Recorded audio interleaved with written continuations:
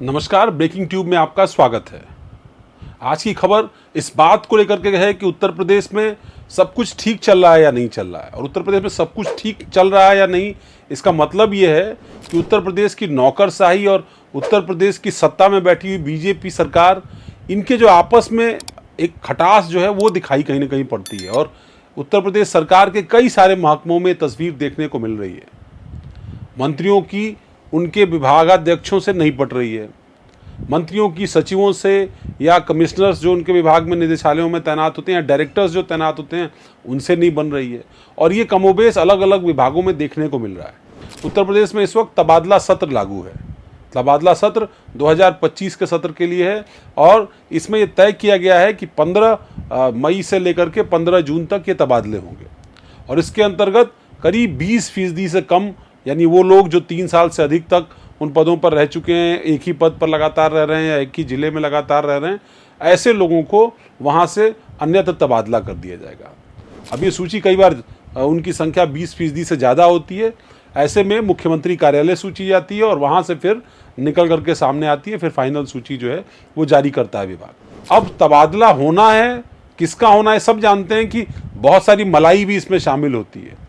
अपने चहेतों को, अपने करीबियों को, अपने हित को चाहने वाले लोगों को तैनात करने में मंत्रियों का भी अपना इंटरेस्ट होता है।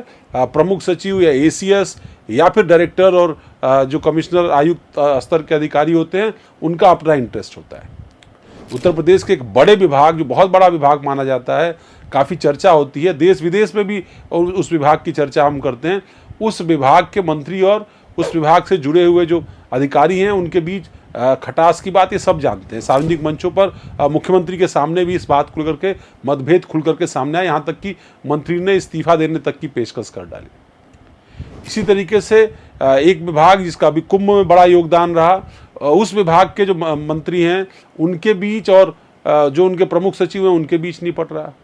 अभी कहा जा रहा है कि उनके जो डायरेक्टरेट या निदेशालय, महानिदेशालय है, वहाँ पर तैनात एक अधिकारी की तैनाती को लेकर के काफ़ी सारी जो है वो खींचतान चल रही है अफसर और मंत्री में। यहाँ तक कि प्रमुख सचिव ने छुट्टी पर जाने तक की धमकी दे दी कि भाई मैं छुट्टी पर जाऊँगा, मुझे इससे कोई लेना देना नहीं है। तो ये खटास उस विभाग में भी दिखाई दे रही है। ये घुमाई फिराई से जुड़ा हुआ विभाग है, सैर सपाटे वाला विभाग है। इसी तरीके से उत्तर प्रदेश में सड़क निर्माण को लेकर के विभाग है, इसमें चिट्ठियों का दौर चल रहा है। एक के बाद एक चिट्ठियां एक दूसरे को घेरने के लिए चल रही हैं। इसमें तमाम ऐसे बिचौलिए, कमीशन खोर लोग भी सक्रिय हैं। दरअसल ये देखने को मिल रहा है कि बड़े पैमाने पर तबादले होने हैं और ऐसे में अपने लोगों को कैसे सेट किया जाए, अपने एजेंडे को कैसे सेट किया जाए। और इसलिए क्या हो रहा है, किसी की छवि बिगाड़ने को लेकर के अभियान चल रहा है।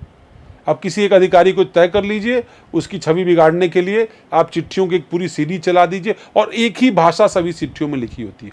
पता चलता है कि एक ही आदमी ये सारी चिट्ठियां अलग अलग तरीके से लिखवा रहा है और उसके बाद उन चिट्ठियों के माध्यम से सामने वाले पर हमला बोलने की कोशिश की जाती है। दूसरी तरफ ये देखने को मिलता है कि विभाग के अंदर उस आदमी की जाँच पहले ही पूरी हो चुकी और पता चल रहा है कि अब उसको तो दोबारा जाँच का सामना करना पड़ेगा। अलग अलग पावर सेंटर्स हैं, कभी कोई चीफ सेक्रेटरी या अपर मुख्य सचिव मुख्यमंत्री से मिलकर के इस मामले की शिकायत कर देता है, तो कभी निचले स्तर पर किसी मंत्री से या किसी विधायक से मिलकर के शिकायत कर देता है। शिकायत मुख्यमंत्री के स्तर तक भी पहुंच जाती है और वहां से निर्देश मिलते हैं कार्रवाई करने के लिए, तो वो भी कार्रवाई आगे बढ़ती है। लेकिन ये कार्रवाई का जो जंजाल है, निष्कर्ष इसमें नहीं निकल पाता और वो दिखाई पड़ रहा है।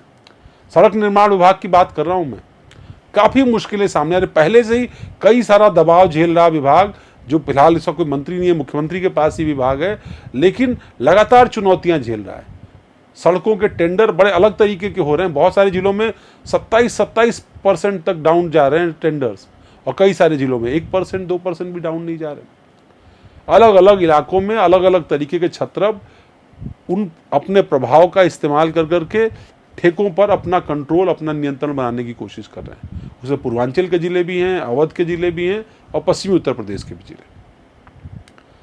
तो ये बात बहुत साफ तरीके से समझ में आ रही है कि कुछ न कुछ गड़बड़ जो है वो हर जगह है। ये भी दिखाई पड़ता है कि एक विभाग के मंत्री हैं, जो विभाग काफ़ी मेहनतकश विभाग माना जाता है, लेकिन उस विभाग के मंत्री अब वहाँ पर आप अगर अपनी सिफारिश लेकर के जाइए, अपने तबादले का निवेदन करने के लिए लेके जाइए, तो पता चलता है कि मंत्री जी एक प्राइवेट आदमी के पास आपको भेज देंगे और उस प्राइवेट आदमी को आपको मिलना होगा। वो लखनऊ में ही प्राइवेट आदमी रहता है, पूर्वांचल का बताया जाता है, और उस व्यक्ति से आपको मिलना होगा। मिल करके कमीशन की राशि तय होगी। आपको जिस जगह आप हैं उस जगह अगर रहना है तब भी कमीशन देना होगा, और उस जगह से अन्यत्र कहीं अपनी इच्छानुसार किसी जगह जाना है तो भी कमीशन देना होगा। तो कमीशन देना होगा, ये तय है। अब मंत्री जी का मन सब जानते हैं कि लखनऊ में कम लगता है, महाराष्ट्र में ज़्यादा लगता है, मुंबई में ज़्यादा लगता है। उगाहे बगाहे बहाना ढूंढते मुंबई जाने का, क्योंकि पावर उनको जिस तरीके से मिली है वो सब जानते हैं क्यों मिली है, कैसे मिली है। इसी तरीके से और भी कई सारे ऐसे पहलू हैं जिसमें दिखाई पड़ता है कि तबादला सत्र में कई सारे विभागों में ये कहीं ना कहीं कड़वाहट दिखाई पड़ रही है। यानी जो विभाग के प्रमुख अधिकारी हैं उनके बीच और मंत्री के बीच, मंत्री अपने करीबियों को आगे बढ़ाना चाहता है और प्रमुख सचिव या डायरेक्टर अपने करीबियों को आगे बढ़ाना चाहते हैं। योग्यता का मानक किनारे रख दिया गया है। और इसमें क्या होता है, ये अधिकारी एक टीम बना करके ऊपर मुख्यमंत्री कार्यालय तक या मुख्यमंत्री तक ये शिकायत पहुंचाने की कोशिश करते हैं कि भाई देखिए मंत्री जी अपने लोगों को सेट करना चाहते हैं, मंत्री जी इस तरीके की छवि रखते हैं, मंत्री जी इस तरीके का प्रतिशत जो है वो लेते हैं, कमीशनबाजी उनकी टीम करती है। इधर मंत्री की तरफ से दबाव बना जाता है कि भाई अफसर लगातार अपना प्रभाव डाल रहा है, हम लोग राजनीतिक लोग हैं, हम तो कुछ कर ही नहीं पा रहे हैं, अपनी मर्जी का तबादले सत्र में भी न कर पाए तो विभाग हमारे पास रहने से क्या फ़ायदा। आपको याद होगा पिछले सालों में भी इस तरह के आरोप प्रत्यारोप हुए थे।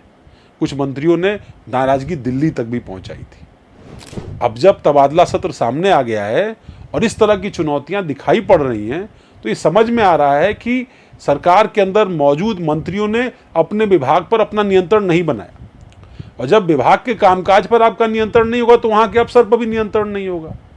जब अफसर पूरे साल भर अपना काम खुद कर रहा है, मंत्री का कोई मार्गदर्शन, कोई विजन नहीं है, तो फिर ऐसे में जब तबादला करना होगा तो मंत्री का मार्गदर्शन क्यों लेगा। तो ऐसे में ये टशन जो है वो दिखाई पड़ रही है, खींचतान दिखाई पड़ रही है। ऐसे में आने वाले हफ्ते 2 हफ्ते उत्तर प्रदेश में बड़े दिलचस्प रहने वाले हैं। कई सारी किस्से कहानियां इससे जुड़ी हुई, भ्रष्टाचार से जुड़े हुए, तबादले में भ्रष्टाचार से जुड़े हुए, तबादले में कमीशन खोरी से जुड़े हुए खबरें हम ब्रेकिंग ट्यूब पर आपको लेकर के आएंगे, क्योंकि बहुत सारे मामले लगातार दर्शकों के माध्यम से भी, अलग अलग तरीके के जो पीड़ित लोग हैं उनके माध्यम से भी हमारे पास पहुँच रहे हैं। और उसमें दिखाई पड़ रहा है कि इस तबादला सत्र में बहुत सारा खेल करने की कोशिश कई सारे लोग कर रहे हैं। आपको हमारी पेशकश कैसी लगी ये आप हमें ज़रूर बताइएगा। कोई आपकी भी राय हो, किसी तरह का इनपुट हो तो वो भी आप हमारे सामने ज़रूर दीजिएगा। धन्यवाद, नमस्कार।